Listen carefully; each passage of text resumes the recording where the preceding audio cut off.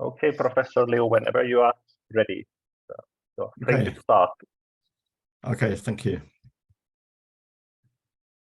Dear colleagues and friends, good evening, good morning, or good afternoon. Welcome to the 9th webinar of the GINTL JoLII webinar series on dialogues on education and society. The topic of the webinar today is cultural traditions and modern education experiences in China. As everyone knows, education and culture have a close relation, and the influence of culture on education is more far-reaching and lasting than that of politics and economy. Education is the main way to inherit culture, and culture affects the values, contents, and methods of education. Education also plays a role in spreading, selecting, and transforming culture. China is a country with a 5,000 years history of civilization, a splendid culture, and a long tradition of education. Now China is also committed to promoting the modernization of education and building a powerful country in education. In the process of really realizing educational modernization in China, the relation between traditional culture and education modernization or modern education is an issue with which every educator must face seriously. Today, we are very honored to invite Professor Wang Xiaoyang at Capital Normal University of China and Professor Jyrki Kallio at Lapland University of Finland to discuss with us on this topic. Now I will introduce very briefly about the professors. Professor Wang Xiaoyang is currently director and professor at the Institute of Higher Education, College of Education, Capital Normal University. From 2009 to 2019, he served as the director of the Institute of Higher Education at Tsinghua University. He currently also holds positions as the chairman of the Sociology of Education Research Association of Chinese Sociological Association, as well as vice chairman of the University Cultural Research Association of China Association of Higher Education. In 2004, he was a visiting scholar at the University of Illinois at Urbana-Champaign in the United States. He has previously served as an officer in the education section of the Chinese Embassy in the United States. Professor Jyrki Kallio, PhD, is a senior research fellow at the Finnish Institute of International Affairs and holds the title of docent in international relations and Chinese studies at University of Lapland. His research foci includes Chinese political culture and foreign policy, and he has a special interest in instrumentalization of traditional schools of thought in the East Asian politics. He has translated classical Chinese philosophy and proposed and received the GINTL Prize for his work in 2015. His latest monograph, A Critical Reader on Confucianism, was published in 2022. Previously, he served the Ministry for Foreign Affairs of Finland as a diplomat. The webinar will be organized in 3 time slots. After my short introduction, I will invite the professors to give their presentations focusing on the topics and answer them some questions based on their presentations. And lastly, I will collect questions from the audience. Of course, questions and comments from the audience. Professor Wang, you are an expert of comparative education, higher education, and education sociology, and published a lot of papers on the relations between culture and education. and university culture. Today, I would like to invite you to talk about your idea on cultural traditions and modern education in China. The floor is yours. Thank you for your kind introduction, Professor Liu. It's my great pleasure to be part of today's discussion and dialogue. Mr. Olympic, could you please help me to click the PPT of my 15 minutes talk? Thank you.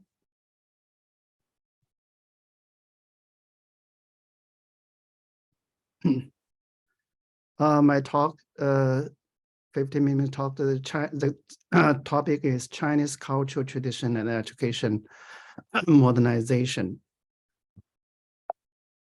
Please, first page.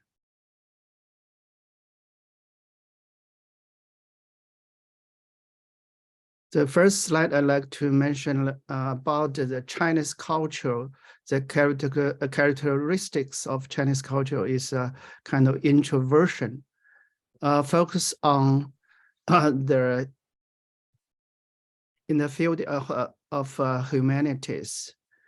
China's value system starts with the natural relationship of individual, self-cultivation, unity of family, governance of the country, and the peace in the world.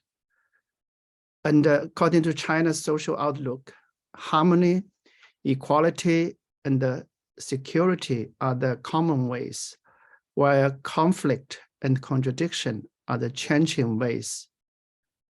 On the one hand, Confucianism emphasizes benevolence and the self, that is personal value consciousness. On the other hand, it emphasizes the order of human relationship. Please.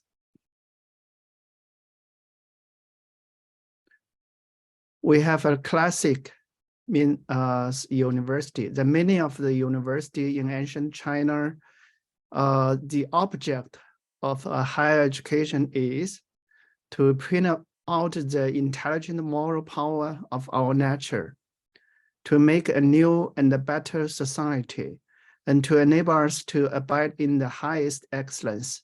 This is translated by Thomson, a famous ancient culture researcher in the early 20s. Okay, please. So the detailed explanation, these words, 格物致知正心诚意. So it's a quite clear and a very good translation by Professor Gu Fengmin. For example, 格物, after a systematic study of things, and only then knowledge and understanding will come. 致知, when knowledge and understanding have come, and only then will men have true ideas. 正心, when men have true ideas, and only then will the mind be a proper and well-ordered condition. 诚意, when men's minds are in a proper, well-ordered condition, and only then will the conversation be ordered right. 齐家, when men's conversation are ordered right, and only then will the house be kept in order. 治国, when men's houses are kept in order, and only then will there be good government in the country. 平天下, when there is good government in all countries, and only then will there be peace and order in the world. So you can see the logic is very clear. Okay, please.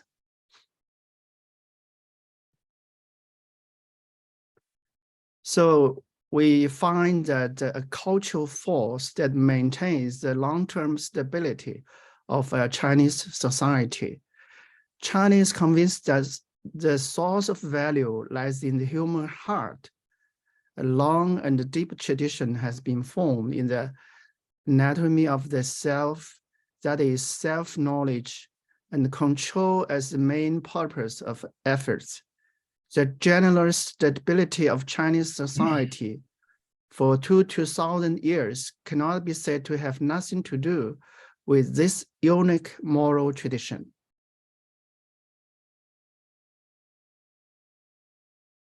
Yes, please. The shortcomings and the blind spots of Chinese cultural tradition. The tradition theory of cultivation pays too much attention to the high-level side of human nature and ignores the low and the deep aspects. That's the field of modern psychology. Without conscious reflection and review, value systems cannot be up to date, acquire modern meaning, and exert the power of creativity. Yes, please. The cultural reason for China's backward science and technology is a well-recognized fact that China has lagged behind the West in science and technology in the past 200 or 300 years. And the rapid progress of science and technology is a major feature of modernization. The outward-looking spirit of Western culture contributes to its development of a systematic science, while the introverted spirit of Chinese culture doesn't actively motivate people to seek systematic understanding of the external world. Yes, please.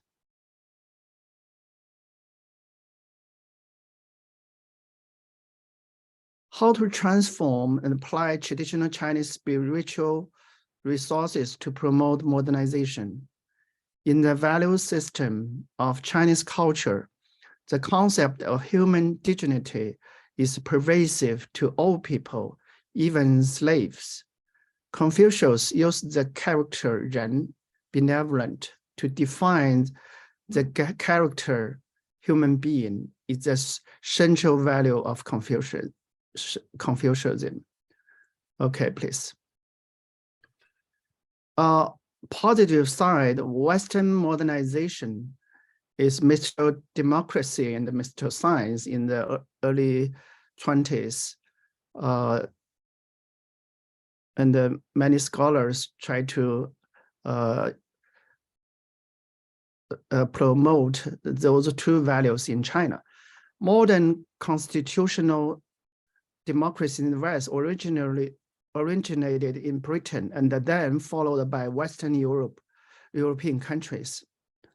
After the Renaissance, reason gradually reared its head, especially since the scientific revolution. Science has solved the mysteries of the natural world, which is a great victory for reason. Yes, please.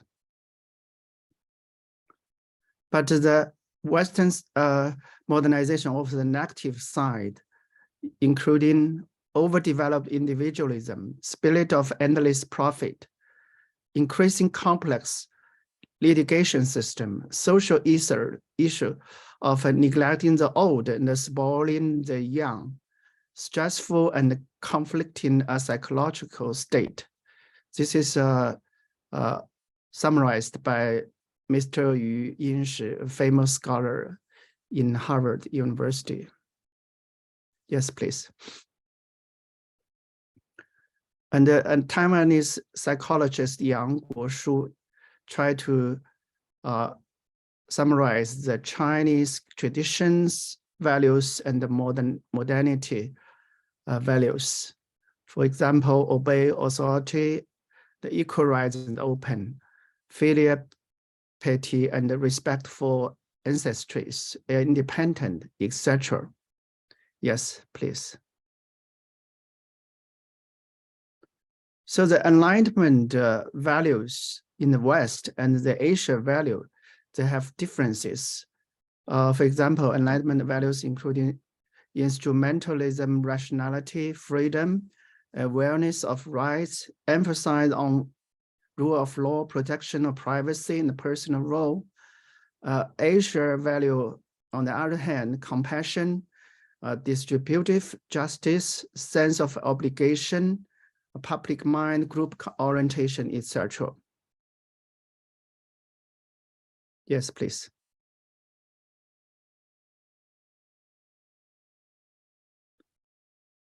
So the East Asia modernity under the influence of Confucianism have some common characteristics. For example, the first one is in the market economy, government leadership is not only necessary, but desirable.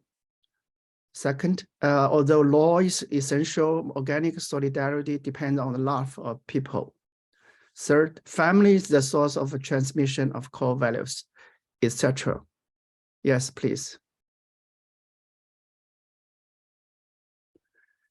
So Chairman Mao, China should make a greater contribution to mankind. In 1956, Chairman Mao Zedong said that China is a country with a land area 9.6 million square kilometers, and the population of 600 million. Now is 1.4 billion now.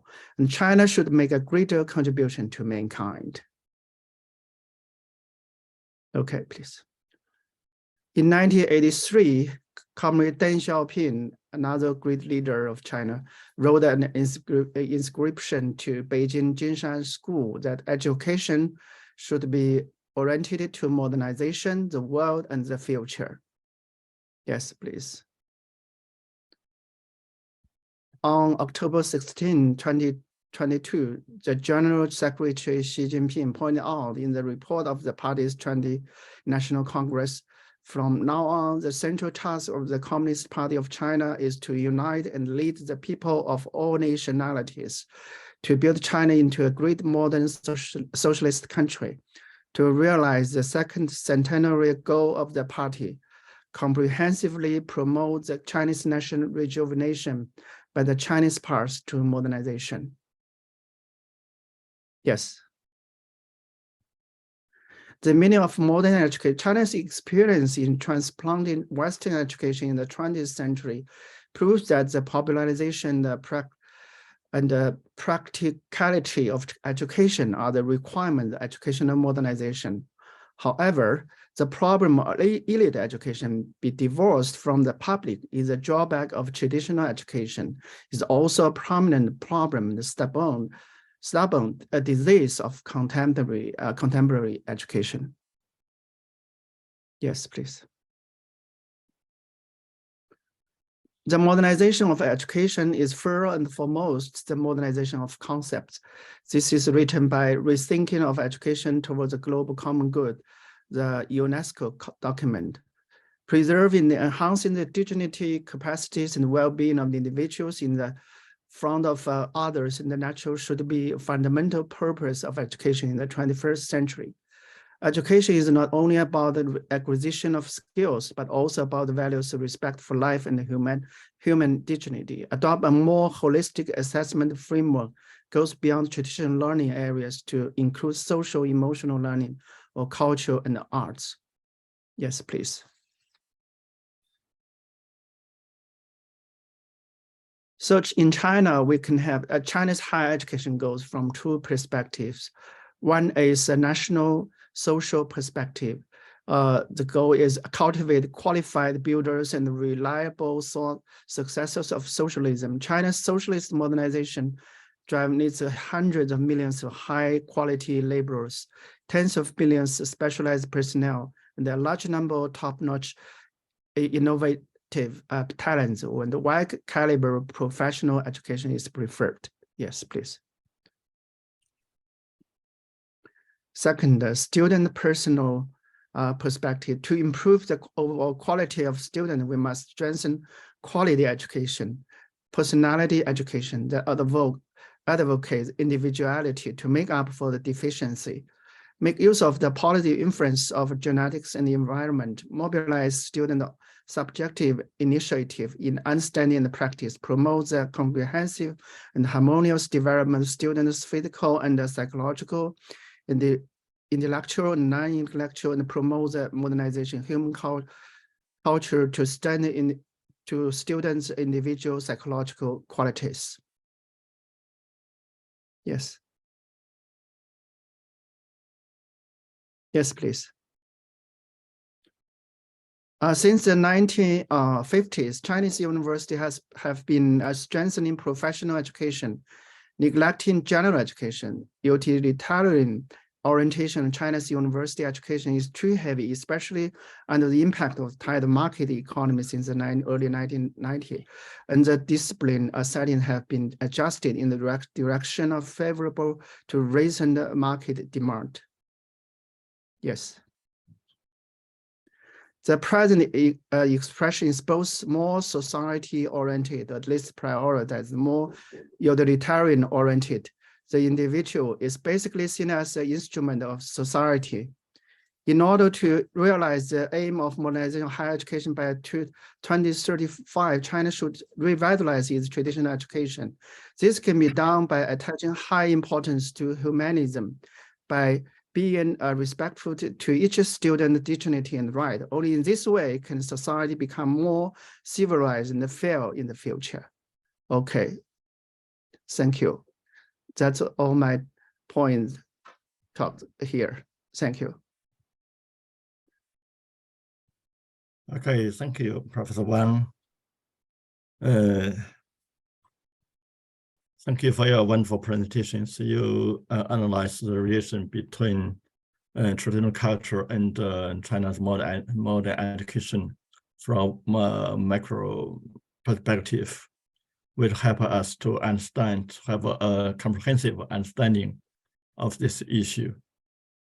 And now, Professor Kallio, you are a famous Finnish sinologist, and you not only have in-depth research on Chinese traditional culture, but also you have worked in China for many years in Nanking.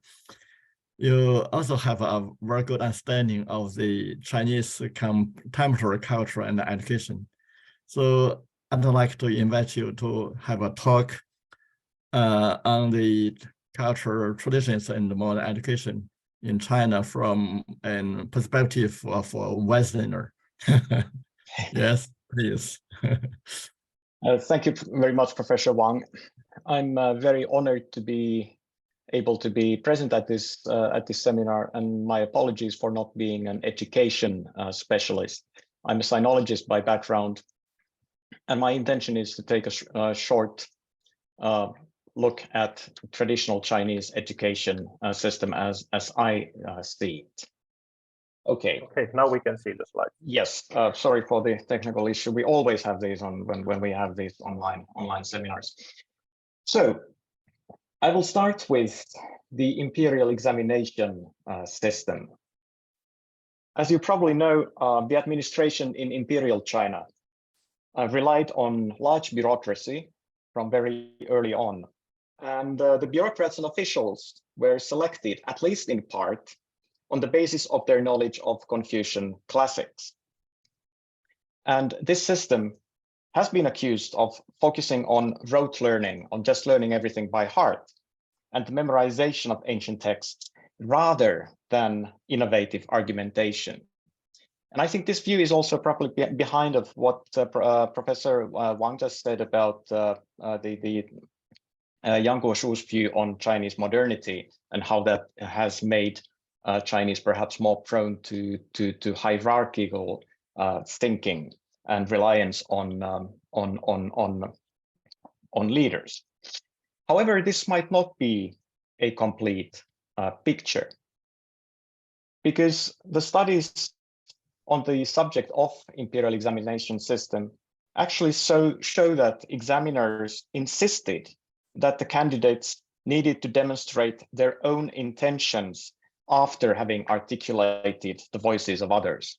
So you needed to memorize what other people, the previous stages in China had said, but then you had to make up your own voice. And there is this one question here that has been formulated by JoLII during the Song dynasty.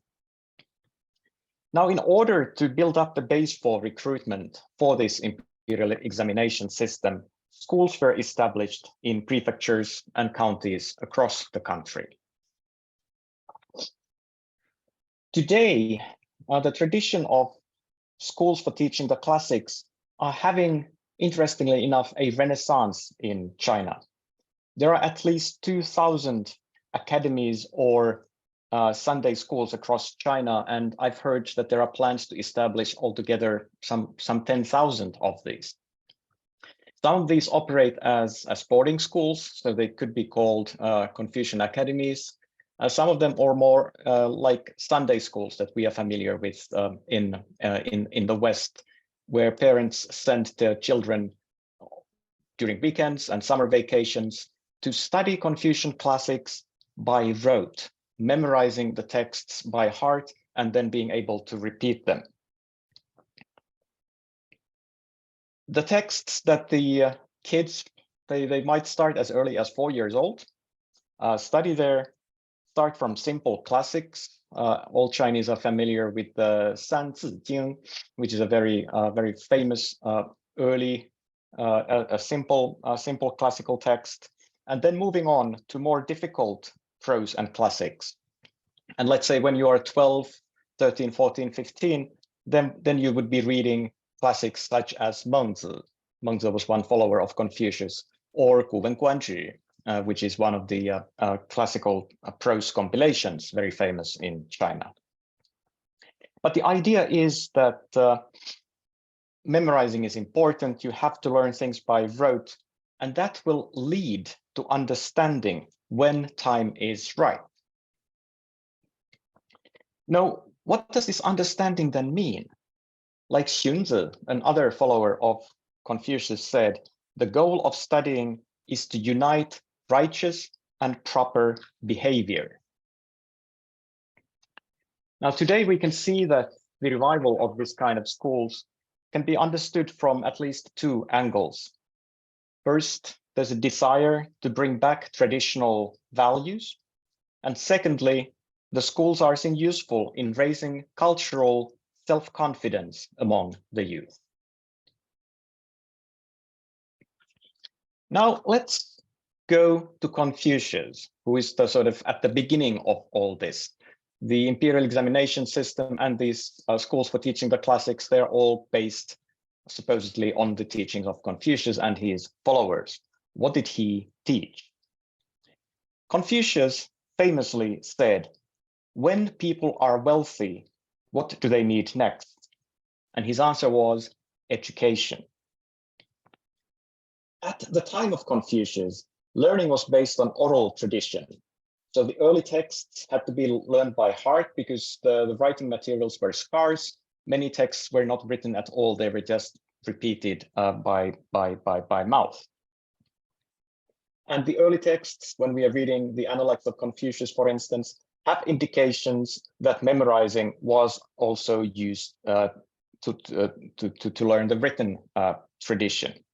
There's one quote here that talks about the odes, collection of poems and songs, and Confucius wanted his students to learn those by heart in order to make them familiar with different names of birds and beasts and plants and trees and so forth. So rote learning was definitely very important. However, Confucius also said, who is not eager to learn, I do not enlighten. Who does not make efforts to express himself, I do not encourage. The two key words here in Chinese, qi and fa, together means to arouse, to inspire. And I understand that in modern Chinese, there is a term, 启发教育, which would be translated as heuristic learning, or perhaps it is the same as the Finnish oivaltava oppiminen. So therefore, the appraisals that many early scholars have made, like H.G. Creel in 1949, still holds true. Confucius was a tutor rather than a lecturer. He was not teaching subjects, but he was teaching certain individuals. He also believed in the power of example.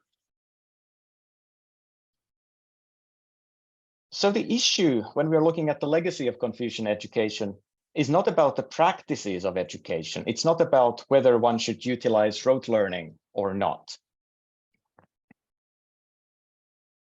Confucius said, if a man can recite all the 300 odes, but does not know how to act, what is the use of his learning? Similarly, an early follower of Confucius, Xunzi, that I already mentioned, said that there's an order to education. One first needs to learn the odes, the songs by heart, Songjing.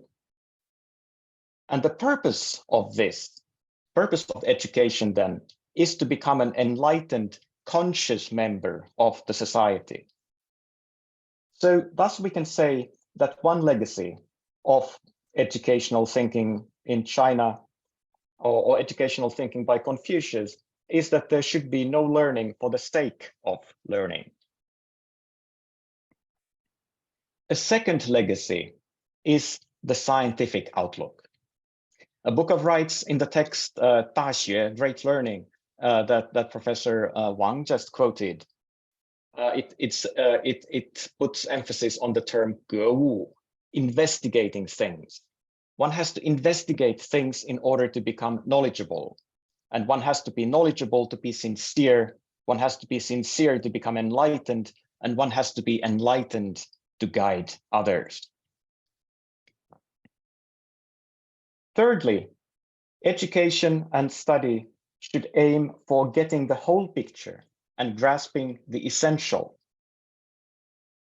Famous Confucian thinker Wang Yang, who lived during the Ming Dynasty in late 1400s and early 1500s, warned that the meaning of the classics cannot be found by studying the details in a way which leads one to forget the whole. And finally, just for the Finnish audience that we might have some with us today, they might be interested in reading my article in this magazine, which discusses this Chinese traditional education. And it's also a special issue on Chinese education. And it's available on the website of Finland-China Society, kiinaseura.fi. Thank you very much. This was my presentation.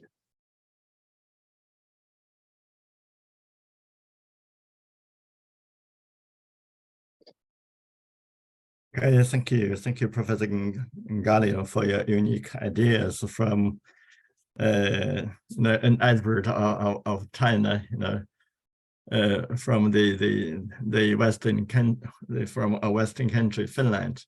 Of course, according to my knowledge, Finland also has some connections with China, and now Professor Wang, I have a question for you. Traditional culture and educational modernization or modern education have both consistent and contradictory aspects. So my question is, how does China deal with the tension between traditional culture and educational modernization? Okay, thank you for the very important question. I think between cultural tradition and modern education, both there is a side that is adaptable, coordinated, and mutual promoting, but also contradictory, conflicting aspect. Certain elements, cultural tradition hinder the process of modernization. The reason for the opposition between the two is that they generally represent different eras. The previous culture of pre-industrial society is obviously of a different quality from the culture of industrial society like today. For example, there are some survivors of a feudal ideology in traditional Chinese culture that are contrary to the spirit of the times, such as valuing a person's status, official-oriented, patriarchal, go to school in order to become official, and so on. In the 19th and the early 20th century, the early undoubted theoretic or basic science and the study of learning for the sake of learning, such as the Humboldt tradition in higher education, had given way to the development of applied science and technology in many places, such as specialized colleges in Germany, city colleges and university in England, and especially land-grant colleges in the United States. So you can see that higher education at different time have different kind of university higher learning. So in China, strengthening cultural self-confidence, the spirit of serving the country and the spirit of assuming responsibility are all excellent traditions or important spiritual qualities that Chinese universities should adhere to. So from traditional culture to modern times, its significance and the conditions for playing a role also need to be recognized. And it's necessary to inherit and carry forward, such as emotional family, country, and the spirit of responsibility. There must also be changes, such as dependence of higher education institutions and individuals on traditional cultural concepts, insufficient independence and autonomy of the universities, insufficient academic power, and efforts must be made to change so that we can truly build a world-class university. Okay, that's my answer. Thank you, Professor Liu. Thank you, Professor Wang. Now, my second question goes to Professor Kallio. According to your experience and knowledge, and do you think that any commonalities and similarities and differences between the Chinese and the Finnish culture and education? And do you think that, are there any points or any types that China and Finland can learn from each other? Thank you, Professor Liu. That's a very tough question, especially since I'm not an expert in education, so I will be only able to give a very superficial answer, some of my own thinking. My background of university studies in China goes back to the early 1990s, when I was a student at the Nanjing University Center for Chinese and American Studies. It's a joint enterprise between Nanjing University and the Johns Hopkins University in the United States, Nanjing 大学中美文化研究中心. And there, it was a very interesting place for me because I was actually the first, half of the students used to come from the United States and half of the students come from China. The Chinese students would be studying with American professors in English, and the American students would be studying under Chinese professors in Chinese, different topics related to Chinese society, history, and so forth. I was the first non-American to participate in that program. It started to become more international after that. So I was looking at the American students and being rather envious of them because of the college education system. My understanding was that in America, you can, spend a year or two at the university and not really choose your major yet. You can just study whatever you want that is interesting, and only then you go for the subject study and work for your master's. Whereas in Finland, you start with the master's program. You need to know what you want to study already from the start. And then there were the Chinese students, whose experience was perhaps closer to mine in the sense that they also had a very sort of strict agenda already. They knew what they wanted to study, and they studied very hard, and they certainly had a very, very big goal and purpose, which was shown at the end of the program when many people then started to look for jobs. And that for me was not that important. I was still going back to my university in Finland and continue with my studies. But the Chinese students were all looking for jobs at the end of their university education.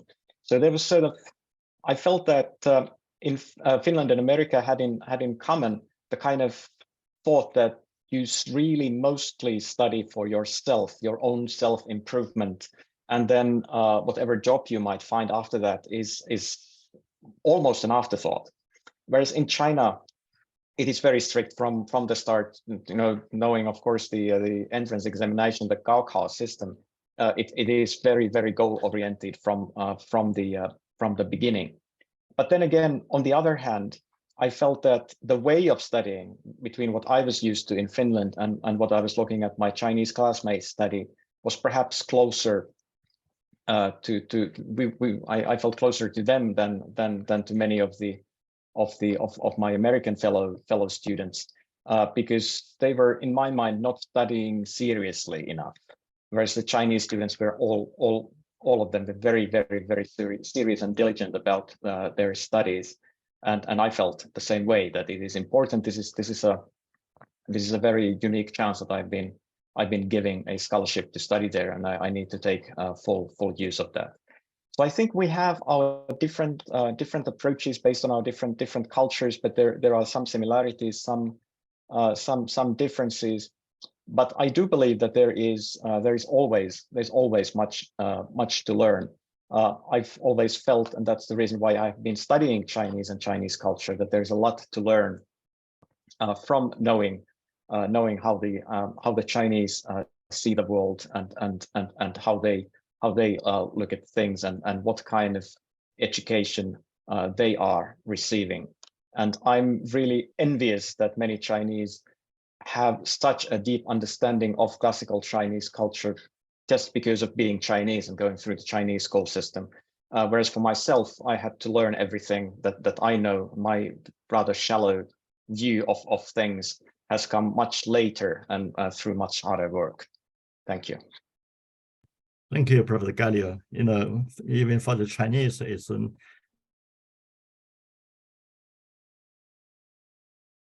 not easy to understand the Chinese. It's the classics, usually use different writing skills and wording, with the current Chinese.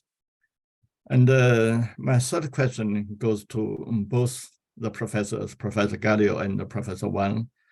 In the era of internationalization or globalization, education and culture in different countries, now they learn from each other in the process of exchange, showing a trend of internationalization. So my question is, how to handle the relation between internationalization and the localization? Sometimes we try to be internationalized, sometimes we want to keep our traditional culture. How to balance them? Professor Wang.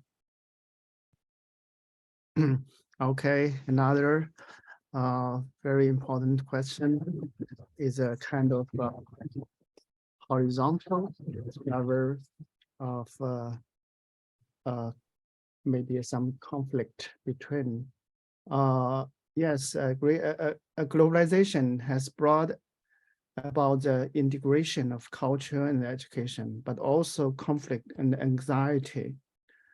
Conflict is manifested in the disharmony between foreign culture and the local culture, which cannot be integrated. Anxiety manifests itself in the fear of immersion in foreign cultures and the danger of local cultures being melted, changed, or even lost.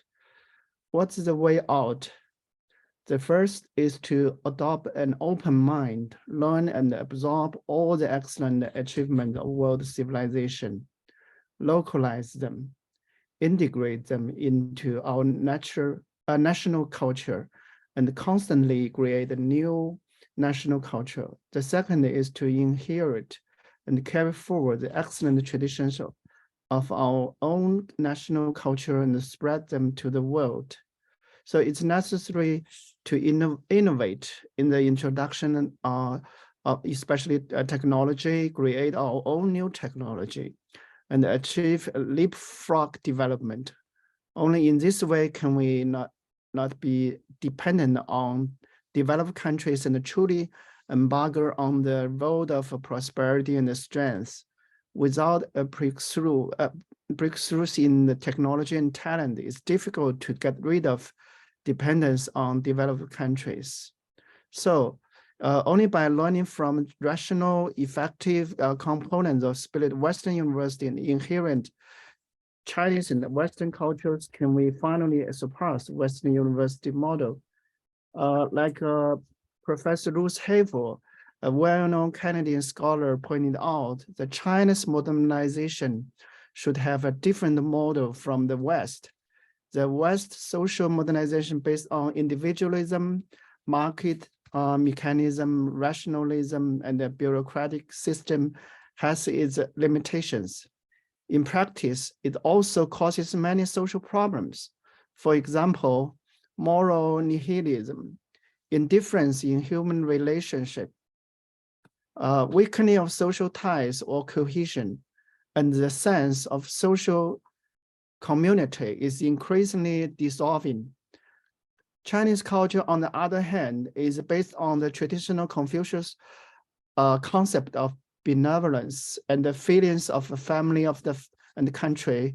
Whatever things you don't wish that others should do unto you, don't do unto them. 己所不欲，勿施于人. So everyone is responsible for the rise and fall of the world. 天下兴亡，匹夫有责 can make up the deficiency of Western culture. That's my answer to your question. Thank you. Okay, thank you, Professor Wang. And what's your idea, Professor Kallio? Well, I'm taking this to a very, very hands-on level, very simple approach. First of all, globalization is here, and there's nothing we can do about it, even if we wanted to. We are, the world is learning from each other, and that is a good thing, ultimately. But as you pointed out, Professor Liu, in your question, there are, of course, some challenges and perhaps even risks related to that. And my approach, my very simple answer would be language. We have to make sure that our own basis is strong, that the primary education and even university education in Finland is done in Finnish, not in English. The same applies to China. I'm quite sure about that. If a young person does not learn to think, to formulate ideas in her or his own native language, then the ability to do that later using a foreign tongue is much more limited. You have to first have that ability in your native language, and that's why I am concerned of the power that English language has over the world these days, at least in this part of the world. Of course, there are other places where it could be French. It could be, in some places, it might even be Chinese. But the thing is that you have to have your own language and your own culture also a strong basis in that before you can then start to adopt things from elsewhere.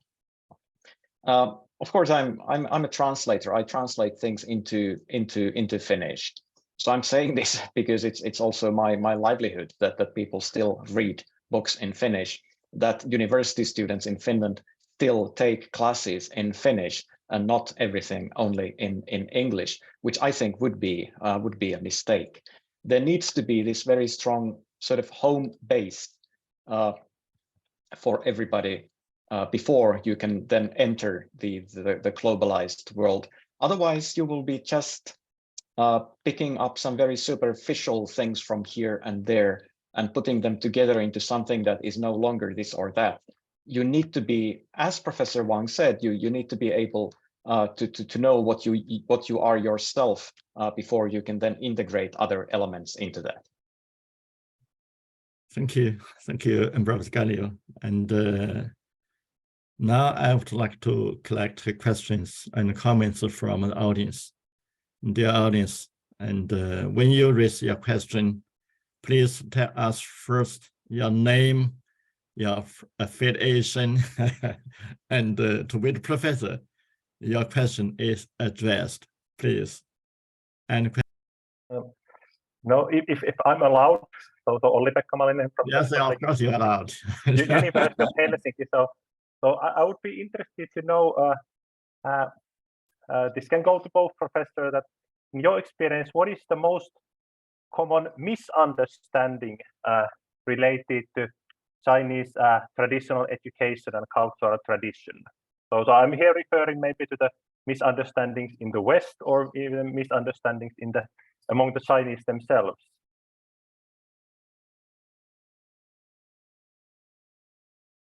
If I may start, as I certainly am familiar with the Western misunderstandings about China, and that there are, of course, very many of those.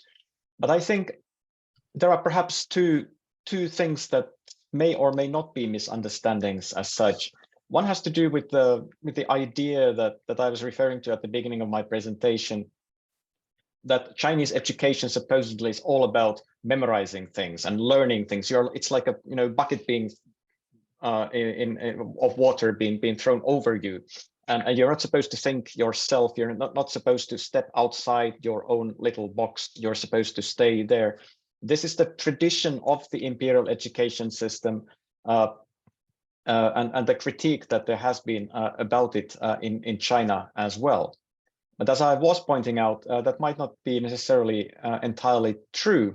Even those who took the imperial examination system were asked to think themselves. And I think that is, when you look at the Confucian texts, comes out very clearly that it is all really about the person and her or his own desires and efforts that education is all about.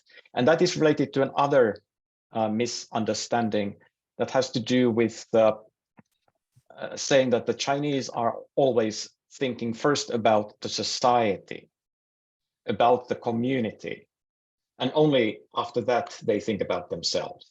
So we in the West, we are supposed to be individual, and people in China are supposed to be collective. Now, there might be some truth to this, but again, when you are looking at Confucian texts, everything starts with the self.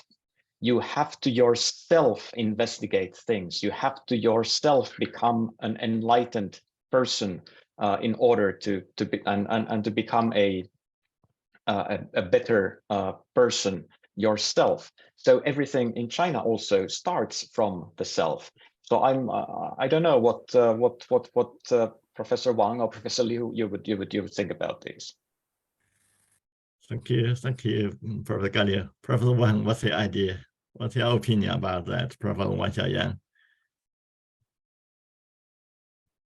Okay, starting from the second misunderstanding, the sequence from the country to society to community and then to individual person. I think it, to some extent, it's true. If we like to the traditional way to write a letter, and you put your address on the letter box, and the first one should be which province, and then which city, and then lastly your name, your own name. But in the West, it's different of the different sequence. So to some extent, it's true that the country, the society is much more important than ourselves. So to some extent, it's true. And as for the first misunderstanding, especially when I worked in the United States about a little bit more than 10 years ago, in Washington, D.C., I read the articles, comment about China in the New York Times and Washington Post. They said that Chinese people lack of creativity, just copy other countries' technology, and only in the schools they can only memorize mechanically the point, the knowledge, cannot understand it very well, and so cannot create. So I think that's a true misunderstanding. Actually, you can see that from the ancient cultural classics. For example, 博学审问慎思，对吧？So you need to learn broadly and then ask questions very not cautiously, but very how to say, very seriously, and then 明辨, you need to debate. So a kind of so critical thinking, actually, in the ancient time, we have that kind of requirement, especially in Shuyuan, the book academy in ancient China. They, for example, JoLII, you know, Mr. Kallio, you know that JoLII, he have a kind of very famous debate with Lu Jiuyuan, you know. So they have a kind of debate, the tradition in that era, and also that kind of higher education institutions. So today's China, actually, the major advocates, the direction is that we should have more critical thinking, and of course, we also try to learn from Western kind of critical thinking since the maybe early times of the schools, from primary school to middle school. So Chinese people can have a creativity, but in the ancient time, many focused on technology, not basic science.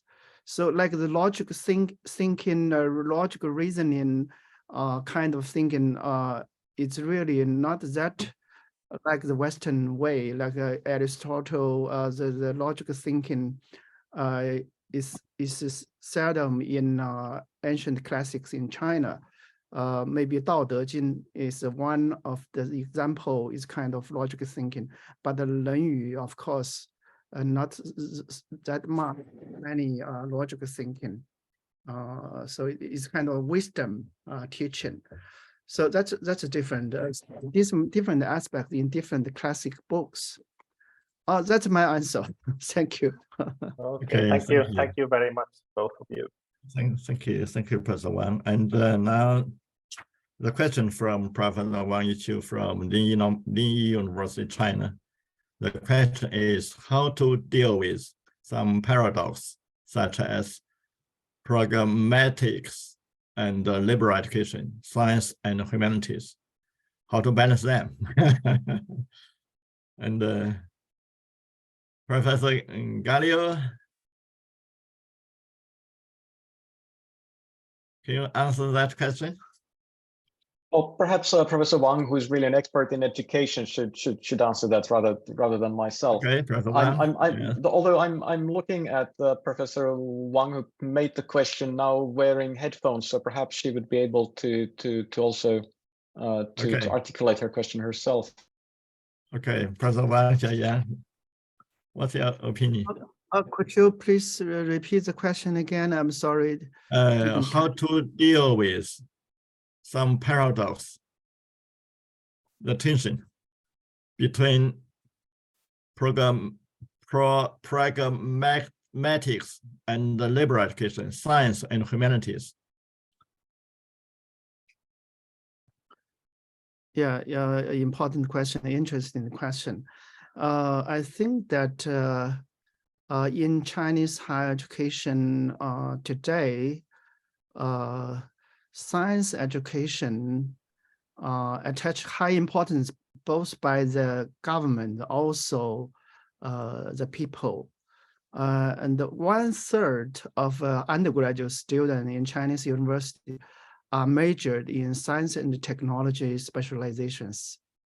But the liberal arts fields, it seems more and more, how to say, universities, the university leaders, they don't attach high importance to liberal arts disciplines in the university. It seems that it's kind of soft discipline. So actually, liberal arts and the social science subjects are very, very important for student, the overall quality of student cultivation. And the Chinese culture has very rich tradition, liberal arts, humanity subjects, very rich condition we can absorb and learn from. And the value, actually the value teach to students mostly by humanity subjects and social sciences. Natural science, I think basically it's a very effective, very important instrument of the economy, but instrument should be guided by the values taught by humanities and social science. So this kind of balance is, and learn from each other is very important. As I worked in Tsinghua University, the top science and technology university for more than 25 years. And I found that in that university, the humanity and social science subjects, the position in the university is a kind of minority position, marginal kind of position. And many science and engineering discipline scholars look like sometimes, yes, look like to the colleagues in the social science and humanity subjects. So the kind of misunderstanding between humanity and the science, it's a serious problem. I think both maybe in the West countries, but also in Chinese universities. It's a very important question and to the student development, healthy development. Yes. Okay, thank you, Professor Wang. And Professor Kallio, do you have anything to add?